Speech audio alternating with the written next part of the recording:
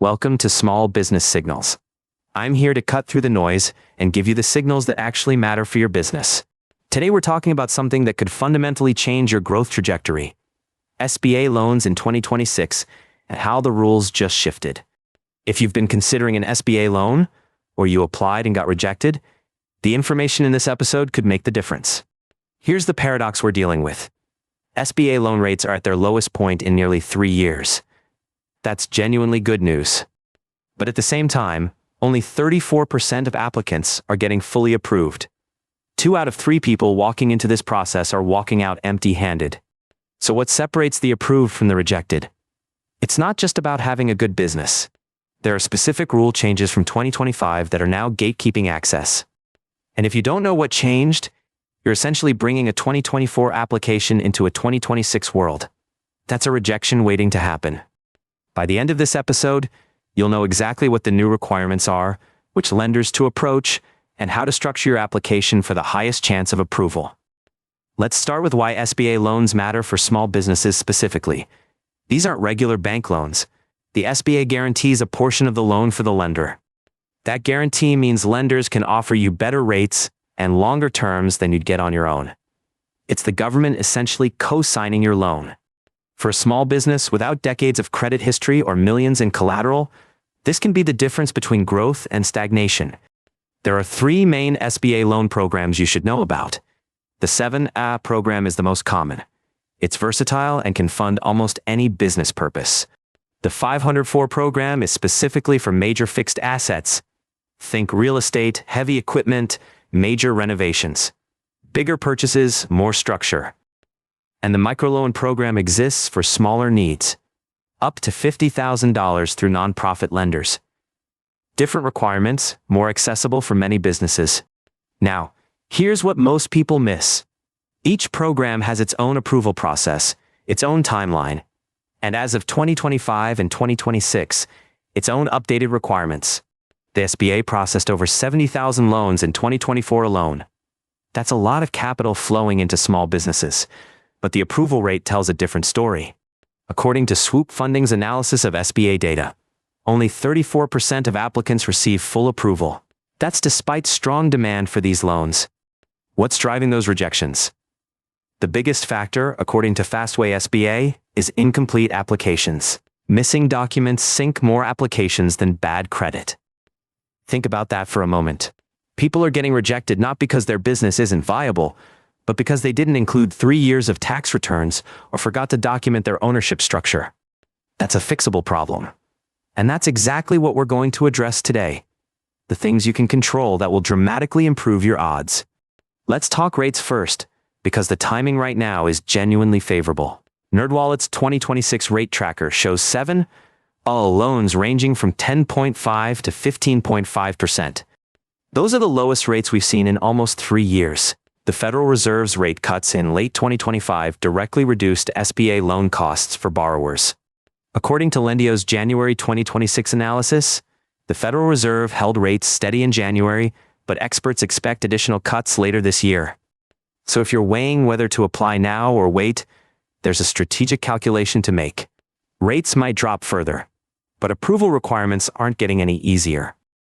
For smaller funding needs, microloans through nonprofit intermediary lenders typically run 8 to 13%, lower than 7 loans in many cases. Now let's get into the rule changes, because this is where most applicants are getting caught off guard.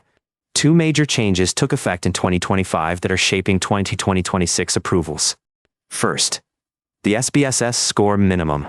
In April 2025, the SBA raised the required small business scoring service score from 155 to 165. If you're not familiar with SBSS, it's a score that combines your personal credit, your business credit, and various financial indicators into a single number lenders use to screen applications. That 10-point increase, according to Fastway SBA's analysis, eliminated a significant pool of applicants who would have qualified under the old rules. If your SBSS is between 155 and 165 right now, you're in what I call the danger zone: previously qualified, currently rejected. The good news is, you can improve your SBSS. Paying down credit card balances, correcting errors on your business credit report, and reducing your debt-to-income ratio all help. Before you apply for any SBA loan, check your score. If you're below 165, take 3 to 6 months to improve it. A premature application creates a rejection on your record. The second major change took effect in December 2025. Now, 100% of business owners must be entered into the ETRAN system, the SBA's electronic tracking system. According to Fastway SBA, all listed owners must also be United States residents. This requirement ended the silent partner and offshore ownership structures some businesses used. If you have any ownership complexity, investors who aren't US-based, silent partners, complicated LLC structures, this needs to be sorted before you apply. Review your operating agreement and cap table now. Every single person with an ownership stake needs to be documented, US-based, and entered into ETRAN. No exceptions. These two changes, the higher credit threshold and the ownership transparency requirements, explain a lot of the recent rejections that surprised applicants. There's also a timing consideration worth noting. October 2025 brought a new fee structure for fiscal year 2026 that actually benefits smaller loan applicants. Lendio reports that loans of $150,000 or less now carry only a 0.25% guarantee fee. That's a meaningful reduction. If you're borrowing under $150K, the cost of the loan just got cheaper. That's the government signaling they want more small loans flowing to smaller businesses. For loans between $150,000 and $700,000, the guarantee fee is also reduced according to the fiscal year 2026 schedule. Now let's talk about where you apply, because this might be the most actionable piece of information in this entire episode. Swoop Funding's data shows that large banks approve SBA loans at rates as low as 20 to 30%. That's well below the overall average. Smaller community banks and credit unions, they approve at around 40%, nearly double the rate of the big institutions. Why the difference? Large banks process applications algorithmically. If you don't check every box perfectly, you're automatically filtered out. Smaller lenders often have loan officers who actually review applications, understand context, and can work with you on borderline cases. The human element matters. If you have a straightforward application with excellent credit and complete documentation, the big banks might work. But for everyone else, start with community lenders.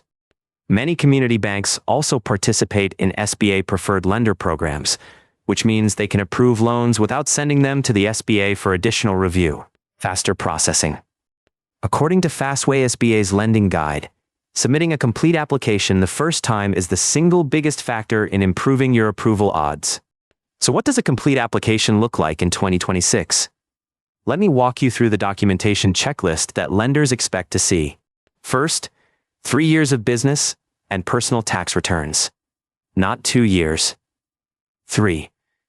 Lenders want to see your financial trajectory over time.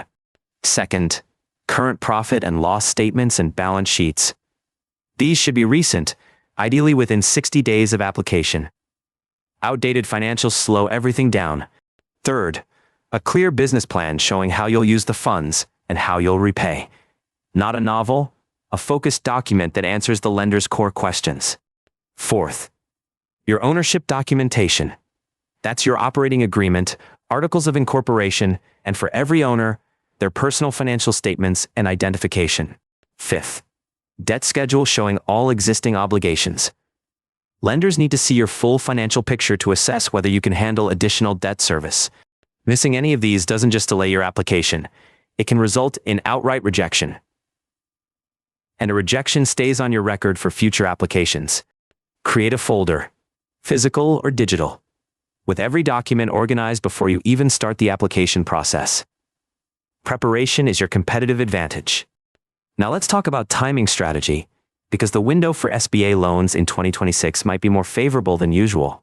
Lendio's analysis notes that additional Federal Reserve rate cuts are expected later in 2026, which would further reduce borrowing costs. So here's the strategic question. Do you apply now at current rates, or do you wait for potentially lower rates but risk requirement changes or increased competition? My suggestion: if your application is strong and your need is clear, apply now. Rate drops of 0.5% won't matter if approval requirements tighten further. If you're in that danger zone, SBSS score between 155 and 165. Use the next 3 to 6 months to improve your position before applying. Let's talk specifically about the microloan program, because it's often overlooked and might be exactly what some of you need. Microloans go up to $50,000 and are distributed through nonprofit intermediary lenders rather than traditional banks. These intermediaries often have more flexible requirements than traditional SBA lenders. They're specifically designed to help businesses that might not qualify elsewhere. With rates typically between 8 and 13%, microloans can actually be cheaper than 7A loans while requiring less documentation. If you need $50,000 or less, investigate microloans before jumping to a 7 application. The approval process tends to be more accessible for newer businesses. Now, I want to address the elephant in the room: the debate about whether these stricter requirements help or hurt small businesses. Proponents argue that higher standards reduce defaults, which keeps the SBA program financially sustainable so it can continue helping businesses for decades. Critics point out that tighter barriers disproportionately affect minority-owned businesses, startups, and companies in transitional phases, the businesses that most need access to capital. Some lenders have advocated for risk-based pricing instead, approving more applications, but at higher rates for higher-risk borrowers. That debate continues. What this means for you practically: if you don't meet the current requirements, there are still options: alternative lenders, microloans, and building your profile for a future application. A rejection today doesn't mean rejection forever. Use the feedback, if you can get it, to understand exactly what needs to improve, then work on those specific factors. Let me give you a realistic timeline for the SBA loan process so you can plan accordingly. This isn't a quick funding solution. From application to funding typically takes 30 to 90 days, depending on loan size, lender type, and how complete your documentation is. If you need funding urgently, within 2 weeks, an SBA loan probably isn't your answer. Plan your application at least 3 months before you actually need the capital. The longer timeline is one reason I emphasize documentation preparation. Every back and forth for missing documents adds days or weeks to your timeline. Clarify Capital's 2026 requirements checklist emphasizes that weak financials are the second biggest rejection factor after incomplete applications. Weak financials doesn't necessarily mean unprofitable. It means inconsistent cash flow, high debt ratios, or declining revenue trends that concern lenders. Before applying, honestly assess your financial statements. If your debt service coverage ratio is below 1.2, you may want to improve that before applying. Debt service coverage ratio, DSCR, measures whether your cash flow can cover your loan payments. Lenders typically want to see at least 1.25. Calculate yours. Net operating income divided by total debt service. If it's borderline, consider paying down existing debt before taking on new obligations. I also want to touch on collateral, because this trips up many applicants who think SBA loans don't require it. While SBA loans are more flexible on collateral than conventional loans, lenders still want to see assets securing the debt, especially for larger amounts. Be prepared to pledge business assets, and for loans over certain thresholds, potentially personal assets including real estate. Know what you're willing to commit before negotiating. Let's recap the key numbers you need to know walking out of this episode. 34%. The overall SBA loan approval rate. 2 out of 3 applicants are rejected, but preparation can put you in the successful third. 165.